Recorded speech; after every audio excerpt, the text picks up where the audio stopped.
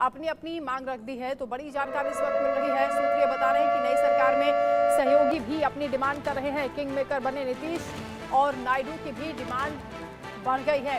Rail मंत्रालय पर नीतीश कुमार की नजर है, ये सूत्र बता रहे हैं। रेल मंत्रालय के साथ 3 से 4 विभाग की भी डिमांड की जा रही है। चंद्रबाबू नायडू चाहते हैं कि टीडीपी से लोकसभा अध्यक्ष बने। 5 से 6 विभाग चाहते हैं चंद्रबाबू नायडू। चिराग पासवान भी बड़ा मंत्रालय चाहते हैं, ये सूत्र बता रहे हैं।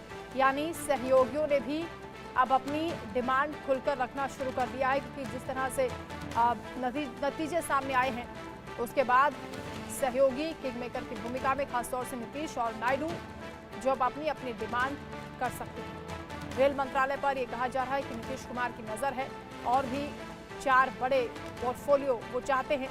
5 से 6 विभाग चंद्रबाबू नायडू भी चाह रहे हैं। इसके अलावा चिराग पासवान भी एक बड़ा मंत्रालय एक्सपेक्ट कर रहे हैं। तो नई सरकार में सहयोगियों ने भी डिमांड रखनी शुरू कर दी है, ये सूत्र बता रहे हैं। लोकसभा अध्यक्ष और 5 विभाग चाहते हैं चंद्रबाबू नायडू। संवाददाता मोहम्मद अफसर हमारे साथ दिल्ली से लाइव जुड़ रहे हैं। रितेश मिश्रा पटना से लाइव हैं। मोहम्मद, सबसे पहले आपका रुख करते हुए, लगातार ये खबरें सामने आ रही हैं कि अब सहयोगी खुलकर डिमांड करने लगे हैं, यानी पोर्टफोलियो को लेकर अब मंथन शुरू हो गया है। नायडू और नीतीश यानी एन फैक्टर सबसे मुख्य भूमिका में इन नतीजों में देखा गया, किंग मेकर की भूमिका में है, और इसीलिए क्या ये प्रेशर बनाने की कोशिश करेंगे? क्या खबरें?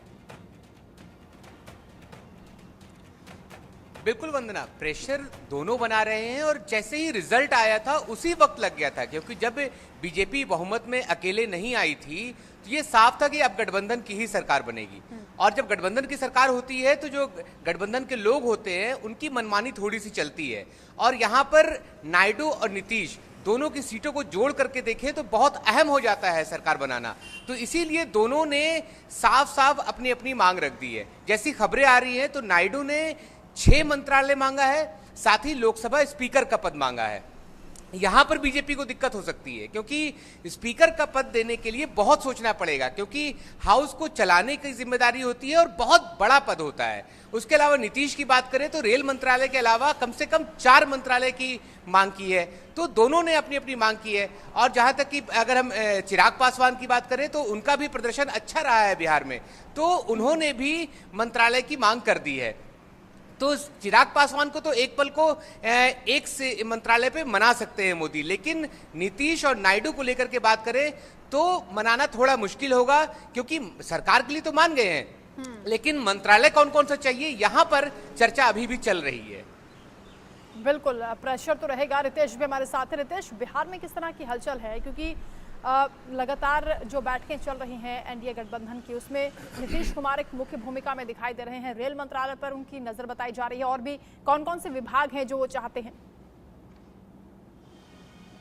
देखिए, सबसे बड़ी जो बात निकलकर सामने आ रही है बिहार के जो राजनीतिक हलके हैं उसमें ये चर्चा है कि जेडीयू का इस बार मोदी सरकार में दबदबा रहने वाला है। क्योंकि देखिए, साल 2019 में जब लोकसभा चुनाव हुए थे जेडीयू का बहुत अच्छा प्रदर्शन रहा था। उसके पास 16 सीटें थी, लेकिन मंत्रिपरिषद में वो मोदी कैबिनेट में शामिल नहीं हो सकी। हालांकि बाद में नीतीश कुमार की इच्छा के विपरीत आरसीपी सिंह मंत्रालय में गए, लेकिन जो दबदबा या जो प्रतिनिधित्व जेडीयू को मिलना चाहिए था वो नहीं मिला। लेकिन इस बार जेडीयू को पता है कि उसकी पूंछ कितनी है, उसकी हैसियत क्या है, और यही कारण है कि जेडीयू ने, और जो हमें जानकारी मिल रही है, मुख्यमंत्री नीतीश कुमार ने स्पष्ट तौर पर अपनी डिमांड रख दी है। और कोई ऐसा नहीं है कि बार्गेन करने वाली स्थिति है। उनसे पूछा गया और उसके बाद उन्होंने ये मांग रखी है कि तकरीबन 3 मंत्रालय चाहिए, और हो सकता है कि एक राज्य मंत्रालय इस पार्टी को मिल सके।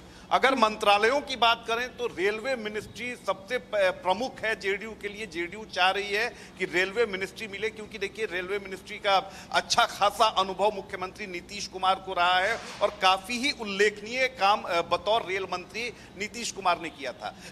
इसके अलावा बहुत सारे ऐसे मंत्रालय हैं जहां से सीधा जिसका सरोकार है बिहार से, वैसे मंत्रालयों की डिमांड है। स्पष्ट तौर पर सामने नहीं आ पा रहा है कि रेल के अलावे और कौन कौन से मंत्रालय चाहिए, लेकिन हो सकता है, जो हमारे सोर्सेज हैं जो काफी पुख्ता हैं, उनका कहना है कि नल जल योजना से जो जुड़ा हुआ मंत्रालय है, हो सकता है जेडीयू अपने खाते में करे। और कौन कौन से मंत्री बनेंगे, इन 12 जो सांसद हैं उनमें कौन कौन से चेहरे हैं, इसको लेकर स्पष्ट जो रणनीति है वो बनाई जा रही है। दूसरी तरफ एलजेपी की बात कर लेते हैं तो एलजेपी की इच्छा ये है कि एक उसे कैबिनेट मिनिस्ट्री स्वतंत्र प्रभार का चाहिए और 2 उसे राज्य मंत्रालय का दर्जा चाहिए। लेकिन पेच फंसाते हुए दिख रहे हैं जीतन राम मांझी, क्योंकि जीतन राम मांझी की पार्टी है हम, और उन्होंने एक सीट गया की जीती है और उनकी ये इच्छा है कि उन्हें कैबिनेट मिनिस्ट्री दी जाए। और इसको लेकर कहीं ना कहीं बीजेपी जो है वो बड़ी ही पशुपेश में है कि एक आपको सीट है, आप एक सांसद, इकलौते सांसद हैं अपनी पार्टी के, और आपको कैसे कैबिनेट मिनिस्ट्री मिल जाए। तो ये तमाम चीजें जो है यहाँ पर चल रही हैं और इसको लेकर बिहार में राजनीतिक सरगर्मी काफी तेज है। बीजेपी के लिए मुश्किलें हैं, लेकिन रितेश ये भी बड़ा दिलचस्प है कि जब नीतीश कुमार ने पाला बदला था और वो एनडीए में शामिल हुए थे, तब आरजेडी ने खूब उनकी मजाक बनाई थी और ये कहा था कि अब तो जेडीयू खत्म हो गई है। लेकिन जो करिश्मा इस बार देखा गया है चुनाव के दौरान नीतीश कुमार का, ये भी कह सकते हैं कि सितारे उनके बुलंदियों पर हैं और जो चाहे वो अभी कर सकते हैं।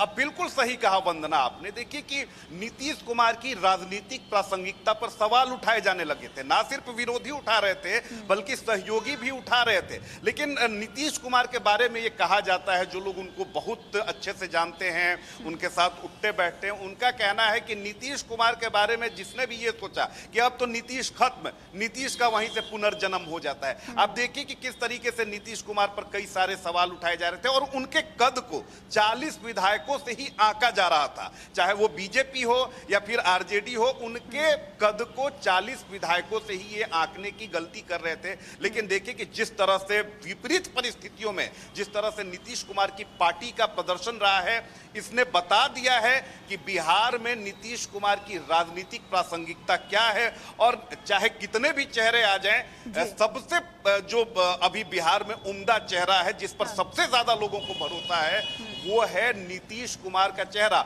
और ना सिर्फ 2024 बल्कि 2025 का जो बिहार में विधानसभा का चुनाव होने वाला है, उसका भी ये ट्रेलर है। और नीतीश कुमार ने ना सिर्फ विरोधियों को बता दिया है बल्कि सहयोगी बीजेपी और एलजेपी को भी ये जता दिया है कि आने वाले समय में उनकी भूमिका क्या होने वाली है। क्योंकि लगातार जब से वो महागठबंधन का पाला छोड़कर इधर एनडीए अलायंस की तरफ आए थे, तब से उनको लेकर कई तरह की बातें की जा रही थी। लगातार तेजस्वी यादव उन पर हमलावर थे, कांग्रेस नेता उनके ऊपर हमलावर थे, उनके कद को 40 विधायकों में ही समेट के रखने की कोशिश हो रही थी। लेकिन देखिए कि वंदना, थोड़ा सा समय लूंगा कि किस तरीके से उन्होंने प्रदर्शन किया। जहां पर बीजेपी 17 सीटों पर लड़ी, पिछली बार 17 सीटों पर लड़ी थी, 17 की 17 सीटें आ गई। इस बार देखिए कि जेडीयू 16 सीटों पर, जहां 17 पर बीजेपी लड़ी थी, 12 पर आकर सिमट गई। लेकिन जेडीयू 16 पर लड़ी,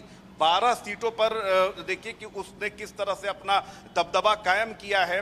और ये बताने के लिए काफी है कि मुख्यमंत्री नीतीश कुमार में अभी भी आधी आबादी का भरोसा है, क्योंकि जो वोटिंग परसेंटेज है उसमें सबसे ज्यादा भरोसा महिलाओं ने जेडीयू पर अभी भी जताया है। इसके अलावा मुख्यमंत्री नीतीश कुमार की जो नीतियां हैं, जो राजनीतिक जो उनका समीकरण है, या जिस लाइन लेंथ पर जेडीयू मुख्यमंत्री नीतीश कुमार राजनीति करते हैं, उस लाइन लेंथ नीतीश कुमार जरूरी भी है, नीतीश कुमार मजबूरी भी है, कह सकते हैं, क्योंकि अब तो सुर बदलने लगे हैं। चिराग पासवान को भी हम सुन रहे थे, उनका ये कहना है कि हमारे मुख्यमंत्री, ये कहकर उन्हें संबोधित करते हुए दिखाई दिए, जो कि खुलकर विरोध करते हुए दिखते थे, जो कहते थे कि नीतिगत विरोध मेरा रहेगा। लेकिन अब जो परिस्थितियां हैं वो बदल गई हैं। किस तरह से प्रेशर बनाया जा रहा है, कौन कौन से पोर्टफोलियो की डिमांड हो रही है, आगे क्या होगा इसमें, हम आपसे अपडेट्स लेते रहेंगे। फिलहाल बहुत शुक्रिया रितेश आपका, और मोहम्मद अफसर आपका भी शुक्रिया तमाम बातचीत के लिए। एक और बड़ी जानकारी मिल रही है, नतीजों के बाद मुख्यमंत्री